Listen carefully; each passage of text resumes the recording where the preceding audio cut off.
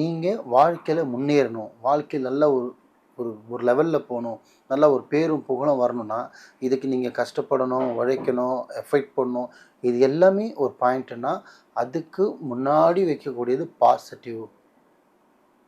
செய்ய முடியும், செஞ்சிடலாம், பண்ணி பார்த்துருவோம், நம்மளால் முடியும், நல்லதே நினைக்கணும், நல்லதே பேசணும், நல்லதே செய்யணும், 4 பேருக்கு கொடுக்கணும், தவறாக பண்ணக்கூடாது, தவறாக நினைக்கக்கூடாது. இல்லை இது பண்ண ஒருத்தர் நஷ்டமாகும், நம்ம பண்ணுற பிஸ்னஸில் பணம் வரும், ஆனால் அது மற்றவனுக்கு சாவு, அது வேணாம்.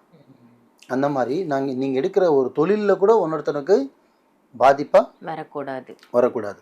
அந்த மாதிரி தொழில் நீங்கள் எடுக்கணும்.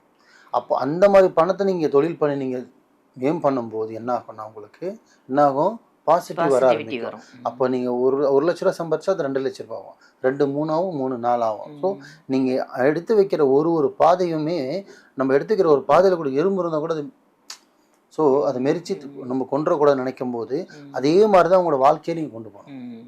ஒரு பாதையை எடுத்து வைக்கும்போது நம்ம வைக்கிற பாதை மற்றவங்களை கஷ்டப்படுத்ததா இருக்கக்கூடாதுமா. சொல்ல வர கருத்து ஷார்ட்டாக என்னன்னா, நம்ம எடுத்து வைக்கிற ஒரு பாதையிலுமே நம்மளும் சேஃபாக இருக்கணும், நம்மளை சுற்றி இருக்கணும் சேஃபாக இருக்கணும், மற்றவனுக்கு பாதிப்பு இருக்கக்கூடாது.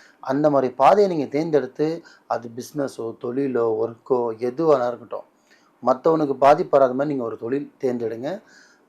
பாசிட்டிவாக பேசுங்க, பாசிட்டிவாக இருங்க, நல்ல விஷயத்தை பேசுங்க. எவ்வளோ நல்லது நீங்கள் பாசிட்டிவ் கொண்டு போகிறீங்களோ அப்போது உங்களோட ஆரா வந்து பெருசாகும் பாசிட்டிவாக. அப்போ உங்களுக்கு பாசிட்டிவ் எனர்ஜி வரும்.